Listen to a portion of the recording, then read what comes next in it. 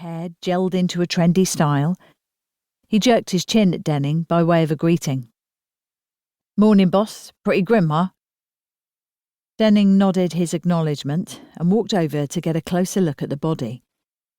He'd already put on a pair of paper booties and had slipped on some slim-fitting blue nitrile gloves.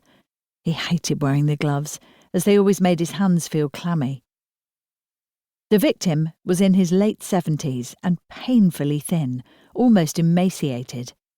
Matted strands of grey hair were smeared across his scalp, almost as though his hair had been painted on as an afterthought. His left arm dangled in mid-air, the skin loose on the hand like a glove that was about to suddenly slew off. The deep gash across his throat was flecked with speckles of dried blood. More blood had stained the front of his grubby shirt, turning it crimson, and had formed a congealed puddle at his feet. A short strip of what looked like masking tape had been placed over his mouth. Dozens of angry flies buzzed around the body, or bashed against the window in a fruitless attempt to escape. "Do we have a name?"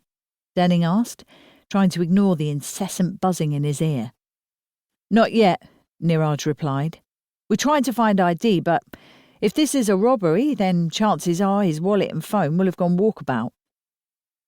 Robbery was certainly a possible motive, but Denning never liked to make assumptions until he was in possession of all the facts, and they were a long way off that point right now. "What about time of death?" "Going by the state of rigour and the loss of blood, I'd say this wasn't recent." The question was answered by the crime scene manager, Sheila Gorton. Gorton was Canadian and in her 50s.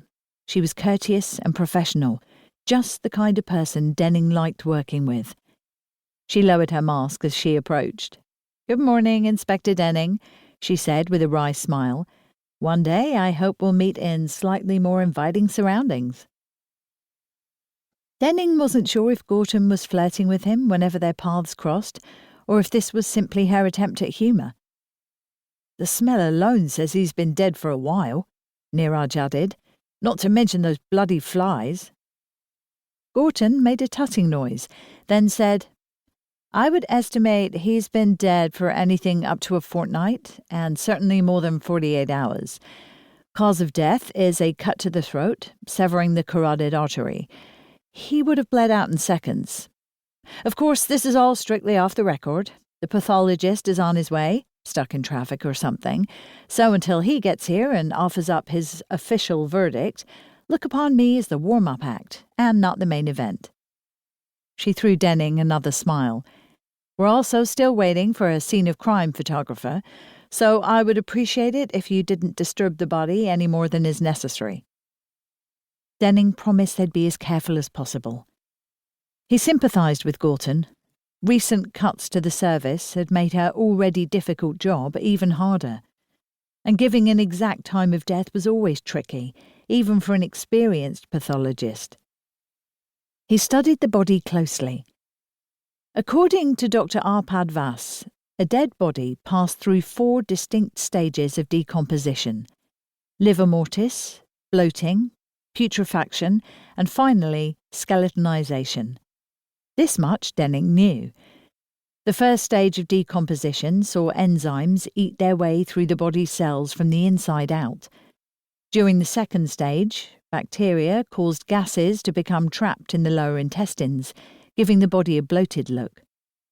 He guessed they were clearly into the third stage with this body, where the skin began to slip, allowing the trapped gases to escape. This was the reason for the putrid smell. Denning had done a short course in forensic pathology shortly after joining the Met. The course had covered the basics, but it had given him a useful insight into the crude mechanics of a post-mortem. He remembered one pathologist describing the smell of death as like a bucket of fish having been left out in the sun. "One of the neighbours complained about the smell," Gorton continued. "It took a couple of days for the council to find a spare set of keys. Got quite a shock when they unlocked the door and saw our man sitting there." "The door was locked from the inside?" Denning asked. "It's a simple Yale lock, so the door would have locked when our killer..."